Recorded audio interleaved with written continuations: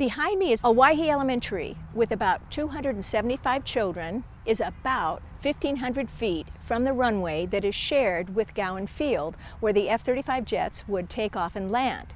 It's only 3 miles from the runway to the Capitol building. So if you look at all the elementary, junior, and senior high schools just in the Boise schools that are between the Capitol and the runway, we have to be concerned that thousands of children could be affected by the exposure to the noise. And it's not a one-time incident, it would be cumulative. Any place a child is going to be exposed to the levels of noise created by the jets, such as the F-35, they could face irreversible, permanent hearing loss, because we're talking about the death of the hair cells that line the cochlea, the inner ear, that send the electrical impulses to the brain.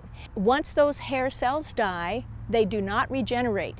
They are permanently lost. Your hearing is wiped out.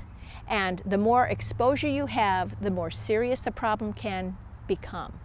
And that is the big concern, that you would create hearing loss that's totally unnecessary by exposing these children, even if it's only 10 minutes in the morning and 10 minutes in the afternoon.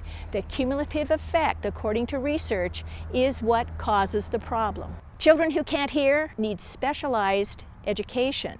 Children who are considered hard of hearing or deaf are in classrooms that only enroll 7 to 10 children because their needs are so significant. There are specialized teachers of the hearing impaired. There are speech pathologists who work with them.